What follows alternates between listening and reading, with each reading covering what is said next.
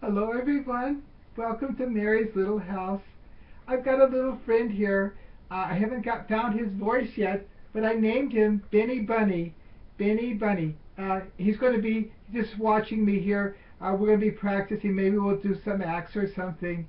But this is Benny Bunny. And you see in the background, I found another bunny the distribution of things from the thrift shop, and I just held her back so she could be on this show and maybe some future shows. Bunnies shake their nose. At least I could do that. Benny Bunny. He has to look at me this way. His eyes are on top of his head almost here. But anyway, and I found this. I was looking after that little bunny I talked about that Skittles got and got in, brought in half dead. But this is exactly what the little one looks like. This is a baby bunny. He's got eyes and everything. It's the original one is up laying. I laid him to rest up in the woods here. But this was in one of the bags. One of the ladies who packed the bags for the distribution for the poor put that in there. Little did she know that it would console me to see this little bunny here. It's a baby bunny. It looks like a mouse here, but it is a bunny. Baby bunny, just like the one that I put to rest up at behind the woods up there in the darkness of the trees, resting silently. This is baby bunny here, and this is Benny Bunny. I just did. Oh, and I really went all out. I got the tale of Peter Rabbit. I think it's a classic one by Beatrice Potter. Yeah, it talks about a bunny a baby bunny too. Like Benny here, looks like about a bunny that didn't do what its mom said and got in trouble in the garden where the gardener chased him away and everything. He got in a lot of trouble, but anyway, it came out okay for him. Okay, I want to talk to you if you don't mind. You don't have to look at my face all the time. You could look at his and. He's listening too. He's got big ears to listen. For Benny Bunny. Today, well, as you know, I took a 10 days off at doctor's orders. I'm as healthy as an ox. All my blood work, everything was okay. All my numbers were fine. But the doctor saw that I gotta get his nose going. I can't get my. Yes, okay. Now you're going to distract the people here, Benny. Okay, good thing he doesn't have his voice yet. I'm looking for his voice. Yes, I am. Anyway, for 10 days, doctor told me to take off, and I have a wonderful family that took me in. They had a big basement, all furnished and everything, and I stayed there, and they had an outside patio from the basement. It was built on a hill, so it was everything was sunny and beautiful and spacious. I was just got to live a quiet, reflective, restful, comfortable life. God was so good to me.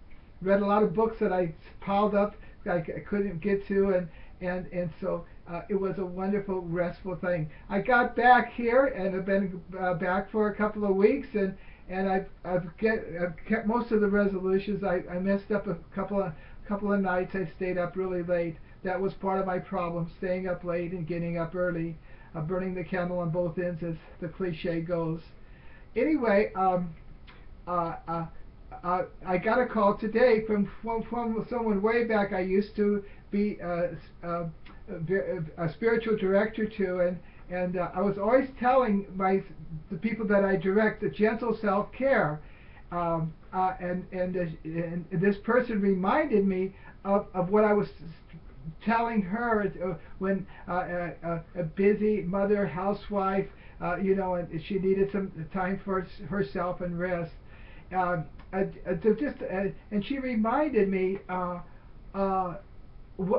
and she put it in such a daughterly manner that I should do the same what I've been telling her to do and everybody else to do, gentle self-care. And it really struck me. I went to Mass with that at the 11:30 Mass at the Shrine of Our Lady of the Snows, and I said, Lord, I want to do that, because she said my motive uh, would be that I would be around more, but I would be more helpful to people.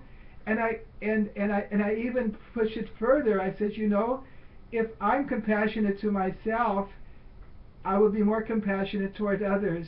I won't be as hard. I won't be in my judgments, in my actions, in my way I look. Because sometimes these when you're hurting, when you're hard on yourself, not really taking good care of yourself, you're not going to take as good a care as you can of others either. Is that right, Benny? Yeah, that's right. Okay, thank you. I got somebody, a yes bunny here, Benny Bunny. Okay, but anyway, and it really was a real grace. I almost look forward to my nap. I almost look forward to preparing my lunch, not just rushing and gobbling it down and choking down the apple or anything. And it was wonderful. Can I just back up and I'll get back to the present? Benny, can I do that? Yes, I can. Okay. Anyway, when I was younger, I came across a book, a little thin book, by Father Adrian Van Kaam. I don't know if I still have it. I think I loaned it and it maybe didn't show back up again. But anyway, it's a book called The Gentle Life. It's a very short book, and it's not full of words. It's just a beautiful book. Father Adrian Van Kaam. Kaam is Kaam. Van Kaam, and he I think I'm not sure what he was a wonderful author, and I always love his work. But anyway, that book changed my life because it showed the gentleness of Jesus, and that's just touched me so deeply. I'll read from Matthew 11:1, Matthew 11, verses 28 to 30, and this is the gentle life, what it's based on. You want to help me read it too? Okay, we'll read it together. Come to me, all you who labor and are burdened, and I will give you rest. Take my yoke upon you and learn from me, for I am gentle and humble of heart, and you will find rest for yourselves, and for my yoke is easy and my burden light. For I am gentle and humble of heart. Some translations translate it meek, but the gentleness and Father Adrian Van Kaam applies the gentle life to every facet of our lives. Gentleness with self, gentleness with others, gentleness with creation, the trees and leaves and the flowers and all those. Yes, that's the trees out there. Yes, he wants to look out the window too, and see where the baby bunnies up there under the leaves and trees up there. Yes. Anyway, it was like a new grace. Like I just discovered that gentleness, gentle self-care. And a lot of people, when I do preach about it or think about it or talk to them about it, I've been accused of being lax or something, or that I'm too human and not enough spiritual. But I think it's the most spiritual thing because it's reflecting God's love. His most characteristic virtue, his greatest virtue is his mercy. And mercy is love, God's love, encountering our littleness, encountering our suffering. Mercy is compassion. Mercy is tenderness toward us who are little. Is that neat? Yeah. Yes, mercy is little. It is God encountering. And God's love is gentle. He loves us. He loves us to the extent He sent His Son to save us, that we may be happy, not only till we get to heaven, but happy now on earth, like the Catechism says. Why are we here? Why did God make us? We're made to know He created us out of love. He didn't need to create us. Out of love, to share His happiness and joy. We're here to know, love, and serve God, and to be happy with Him now, in OW, in this vale of tears, with all this commotion of our lives, and forever in heaven. That's why He sent His Son Jesus, That's why we're so happy when he suffered and died and rose from the dead, and we're still in the resurrection. You see the statue. Oh boy, it's not very good. You can't see Jesus' head, but anyway, he's risen up there. Yeah, it's right there, Benny. Yeah, we'll get a little bit up here, Benny. Can you see, Benny? I'm sorry, I got the camera messed up. Here we go. You got to see Jesus' head for a change.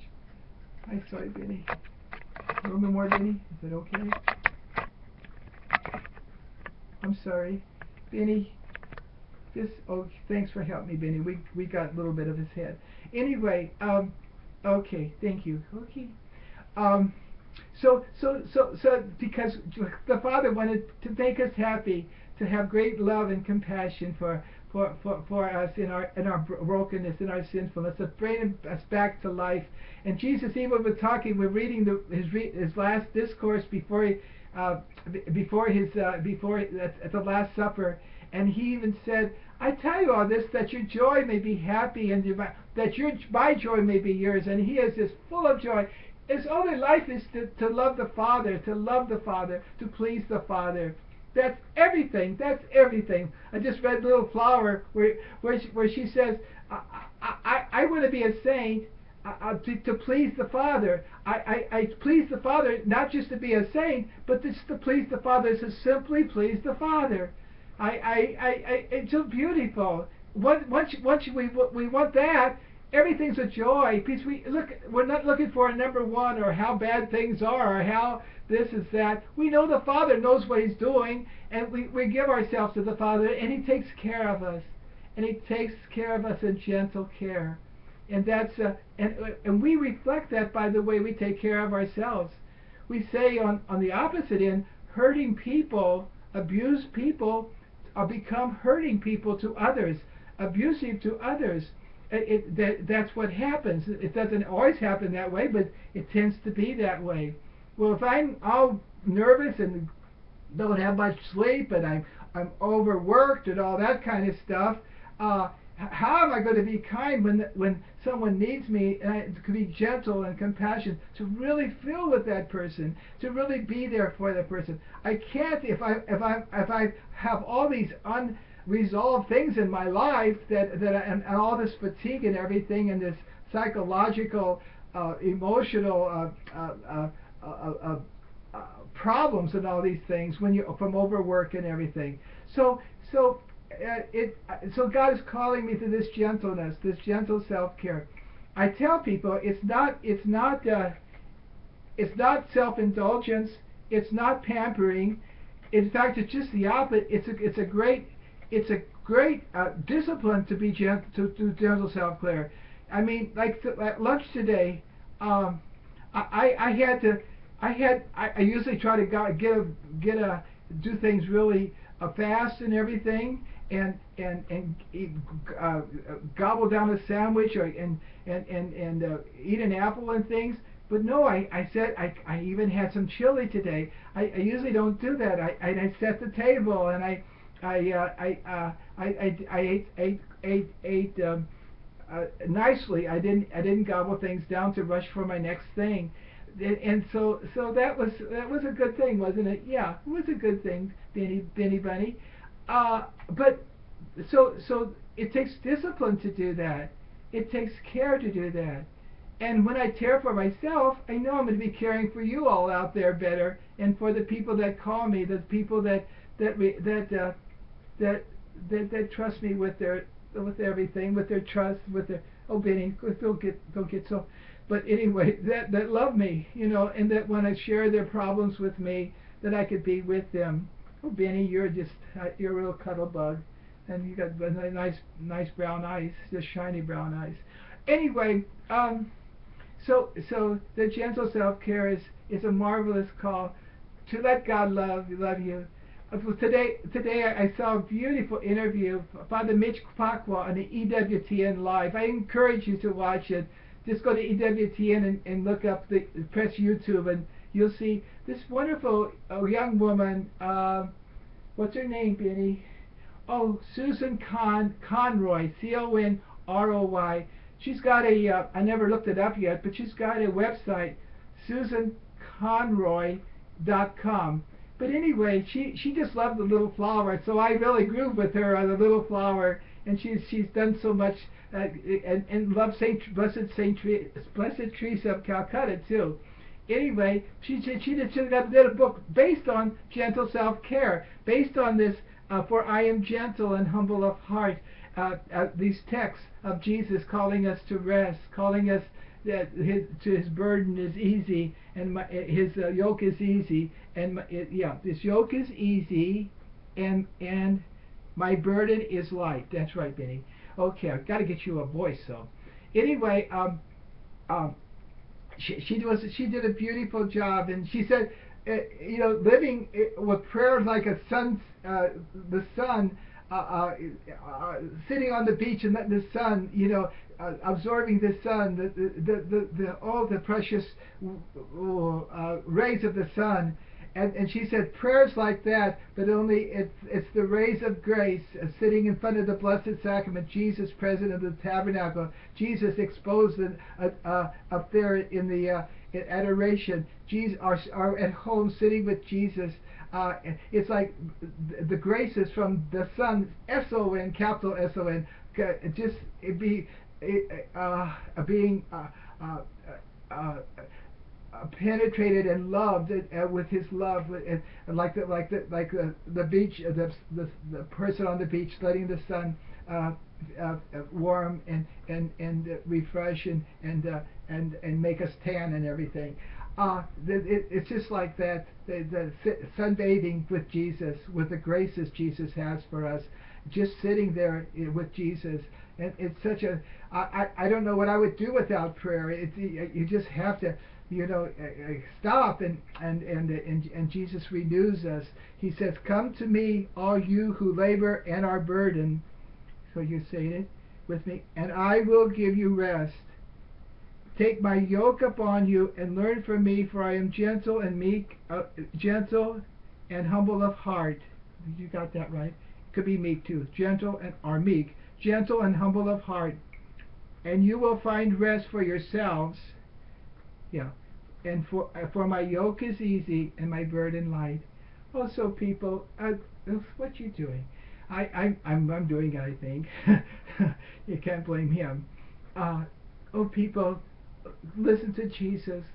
Take the invitation to Jesus to come to him. Come to me. You're working so hard. He's so good. You too. Yes, you are too. All you who labor and find life burdensome, and I will give you rest. Take my yoke upon you and learn from me, for I am meek and humble of heart, and you will find rest for yourselves. For my yoke is easy. Oh, you weren't even looking at the text. For my yoke is easy and my burden light. You think you've memorized that. I should have memorized it like you. Oh, look at your mouth. Okay. Thank you for listening. Thank you for putting up with Benny Bunny and me. And someday he's going to get someday he's going to get a voice, and I hope so. I have to live with him longer to see who he is and everything. God bless you. So listen to Jesus. Come to me, all you who labor and are burdened, and I will give you rest. He means it. Come, and then you'll find what gentle self-care is, and how God takes care of us. Okay, Benny, you can't breathe? Okay, God bless you.